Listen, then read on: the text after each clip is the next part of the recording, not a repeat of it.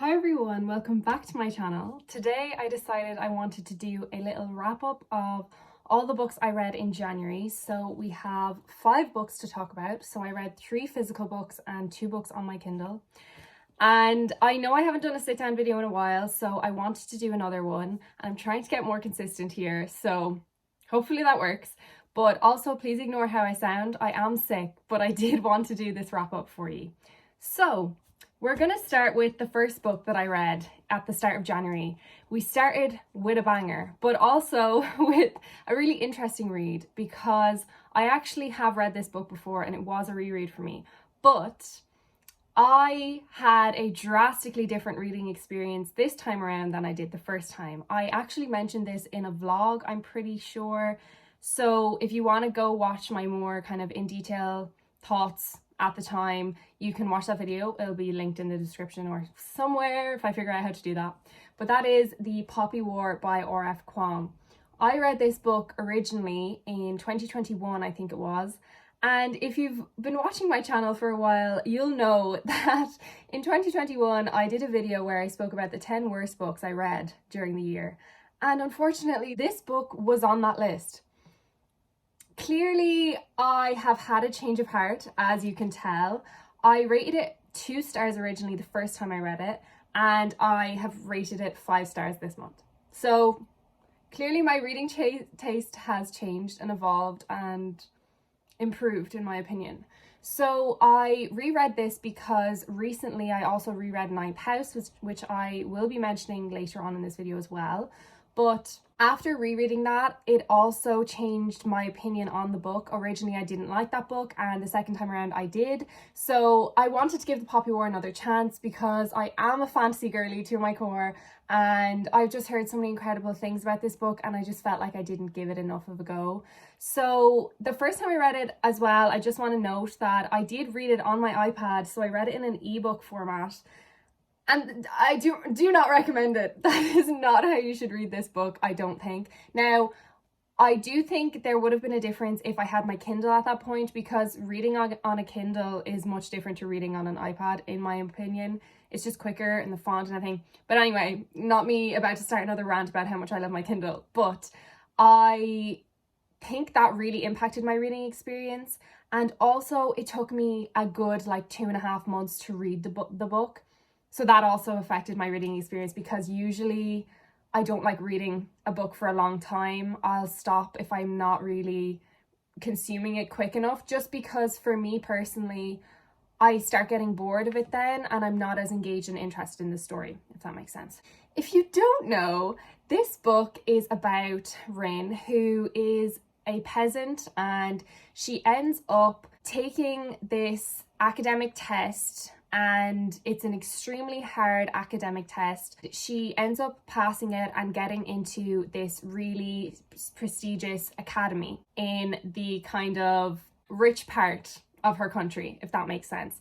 And she surprises everyone by doing this, and everyone looks down on her and basically treats her like shit because she's a peasant and she doesn't look like them, she doesn't sound like them, and they think she is below them. So Rin defies all the odds and passes this test really well, and then is admitted into this academy where she has to try really hard to learn all this different material on the academic side, but also she's training to become a soldier. So that's what a good portion of this book is about. And then we also see on the back burner that there is huge political unrest and that there is potentially a war brewing. So we see how Rin and the other characters grapple with that, and how their training to become a soldier essentially becomes reality quite soon. This is a quite heavy book. I think people refer to it as a grimdark fantasy. I honestly didn't know that was what the genre was, but I really did enjoy it. It was a heavy read, but it was an engaging read, and I found all of the Chinese lore and history that was ingrained in this, because it is based off of real life events. I found that so incredible to read about. But also this book does get quite dark, and if you haven't heard about the trigger warnings for it already, you should definitely check them out. that's my best attempt at an explanation of the plot of this book. I will be posting a little picture of my Goodreads review that I wrote immediately after reading all these books, because I can never remember exactly what I thought after I finished it. But I do know that I love this one. I already own the final book in the series. There's also a whole thing about that in my vlog right after I read this, and I am dying to get into the sequel and also the final book. And I just love R.F. Kuang. I read Babel recently this year as well. Incredible. She's just a mastermind. Like, this woman's brain. Wow. On to the next one. The next book I read kind of leads on from that. I mentioned that I read Ninth House earlier this year as a reread after reading it for the first time. I think it was in 2021 as well. I'm not quite sure. The first time I read Ninth House, I didn't love it because I honestly found it really confusing. I wasn't able to keep up with the story, and all the different elements were quite confusing to me, and it was hard to follow. But I did love our main character, and I did really enjoy the whole dark academic setting and just the magic setting in general. I just loved that part of it. I decided to give it another chance this year, and I'm so glad I did. I think I ended up rating it 5 stars. I'm not sure what I rated it originally, but if you want to know all those things, have a look at my Goodreads. It's just Stephanie's Lerlin or Stephanie's.Lerlin, some of those. I post all my reviews on there. After that, I decided I really wanted to read the sequel, and recently I found a really nice edition of the book because, like I will have mentioned in the same vlog as the Poppy War, I had a whole thing about the new editions of this book. So I'm not going to rehash that here, but if you want to hear all my thoughts, go watch that vlog again. That book was then Hellbent by Leigh Bardugo, so it's the sequel to Ninth House. And as you can see as well, annotated it, loved. I think I gave it 3 stars. I need to double check, but I think I gave it 3 stars. And this book for me was an interesting one. I don't want to say too much because if you haven't read the first book, I don't want to spoil it. But in the first book, we follow Alex as she gets a scholarship essentially to this really prestigious school in Oxford or Cambridge. I'm not sure, I always confuse them, but it's basically a big prestigious college. She gets into this college because she has this special ability, and in this college they have these magical societies who deal with magic. They also have a group who overlooks these groups in order to make sure nothing bad is happening. So Alex is recruited kind of to be that person, but that person in waiting, if that makes sense. So in the events of this book, we're seeing how Alex grapples with her new role and all the different things that are accompanying that. But also there's a side plot as well where she's really trying her best to fix a lot of things and her past is still haunting her. And it's really interesting, and I loved the different concepts and the different plot lines, and everything was fascinating, and I loved being in this world, and I loved the new elements, the new fantastical elements that were added to this one. It felt more fantasy than the original first book, which I really enjoyed, and I loved more depth that was given into Alex's character along with another character. However, I feel like I hyped it up a bit too much in my head because I got really excited for it, and I wasn't necessarily disappointed, but I just don't think it was anything special. I did really enjoy it and I did love it and I would recommend it, but I'm trying to be more strict on my star ratings. So I gave it a 3 star because it was a solid, good read, really enjoyed it, read it quite quickly, had fun, but it wasn't anything special in my opinion. But I will be reading the third book. I don't know how long the series is going to be, but I will be reading the next one, definitely. Also, love this cover. Slay. At first I didn't like it because of the bunny, but I like the colour. The colour is very my vibe. Okay, so then the next book I read was Gearbreakers by Zoe Hanamakuta. I loved this book. Oh my god. So I think I mentioned this as well in my blog. Guys, this is just a rehashing of my entire blog. But I was screaming, crying, throwing up over this. This is a sapphic sci-fi book, a sci-fi dystopian kind of book. We follow our 2 main characters, Sona and Eris.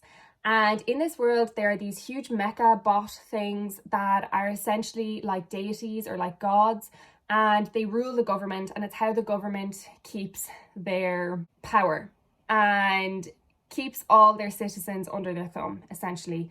And so Sona is a pilot of one of these mecha bots, and Eris is a gearbreaker who is someone who essentially attacks and takes down and dismantles these bots.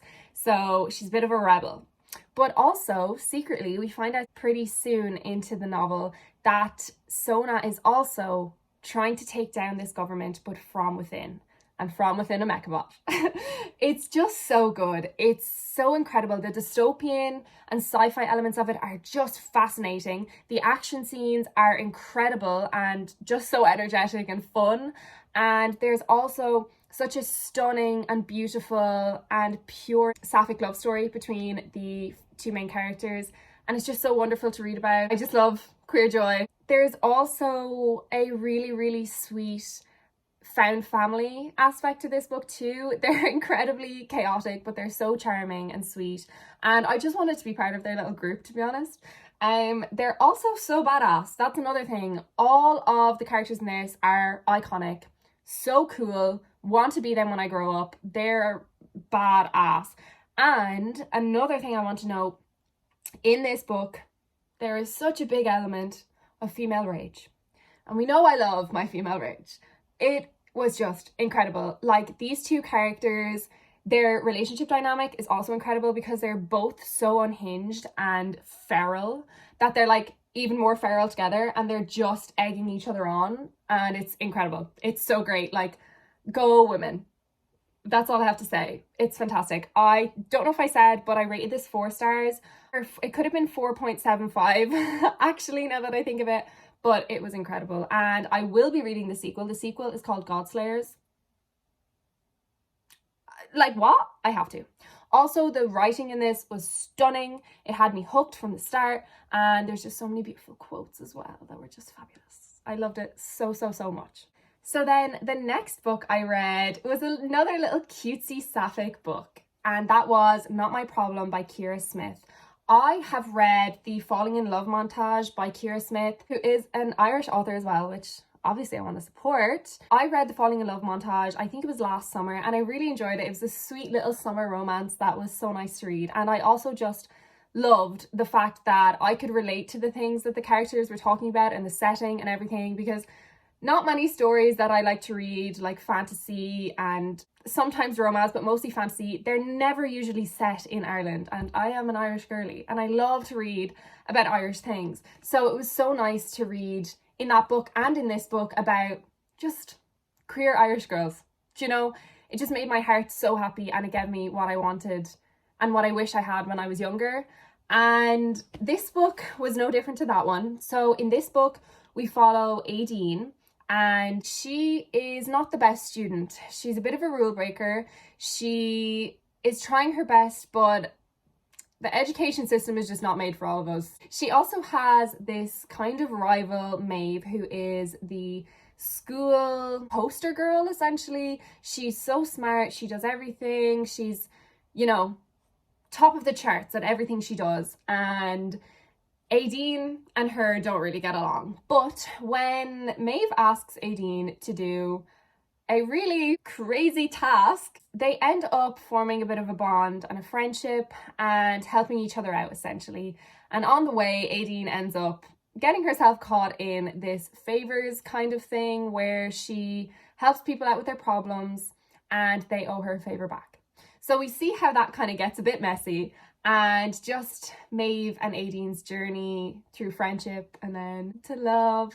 It's just lovely, and it's so lovely to read again about characters who are like me, who are like my friends, who, you know, live and have the same kind of life as I've had. So nice to read about that. Just queer joy, you know, again, like, it's just a soft, sweet little romance book about sapphic girls, and I love it. And also, this book was like really funny. Like, I was giggling and laughing out loud. It was really funny, and it was a very quick read as well. Loved it. I think I rated 3 stars. It was really sweet and lovely. And then the last book I read this month was CLE Cute by Meryl Wilsner. If you follow my TikTok, you know that I've read a book before by this author. I read Mistakes Were Made by Meryl Wilsner because of a recommendation I got on TikTok. And that book was incredible, like, so good. I rated it 5 stars. wow. The other night, my brother was watching the NFL on the TV and I was like, love a bit of like of an athlete kind of romance, a sports romance, but I never ever see sapphic athlete romances. So I was like, I'm gonna go on the search. I need to find a sapphic athlete romance, a sapphic sports romance. And so I found a good few, so they're on my list to read. Do not worry, I will be giving you some insight into what I think of those. But I found this one and I saw the author Meryl Wilsoner written underneath it and I was like, yes, absolutely, because I loved the other one so much. So this one follow our two main characters, Phoebe and Grace. Grace is one of the young star soccer players there have been. She is 26 and she has been kind of in the limelight and a famous soccer player since she was like 15 or 16 and got drafted onto the big women's soccer team, whatever. I'm not really sure of the names, but you know, she's a big deal and she's incredible at soccer, obviously. And then our other main character, Phoebe Matthews, is a lover of soccer as well. She's very talented and wants to be on the team. And she ends up getting drafted to be on the same camp as Grace Henderson, who also, might I add, is her idol. And also she's her captain. I don't know if I mentioned that. It's kind of like a rivals to lovers moment. And we see how they work together and everything that goes on with them having such an interesting dynamic with it being a captain and a player. We see them go to camp together and then Phoebe ends up getting drafted onto Grace's team.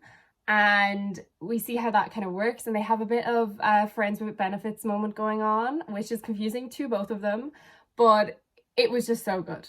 It was so good. It wasn't as good as Mistakes Were Made, but I did really enjoy it and it was so funny and just girls being girls, you know, and like the element of the soccer and them being these star athletes who are really incredible at what they do was just so cool to read about as well. But I think I rated this one 3 stars. I did really enjoy it. It was a lovely sapphic romance. I will be reading more sapphic sports romances because duh. I don't have much to say about this one. I don't really know how to talk about romances, but it slayed. There were a few things that I didn't love that could have been improved upon, but I'm not really going to mention them because I feel like that's not what I was going into this book for. I was going into this book for like a cute sapphic romance, you know, so not really bothered about it. So those were all of the books that I read in January. I had a great reading month, to be honest. I don't know how I read this many books because I'm in college, so I don't have time. I also was reading Pride and Prejudice. I didn't finish it though, so that's why I didn't mention it in this, but that was for college. But anyway, that is all for this video and I will see you all in my next one. Bye!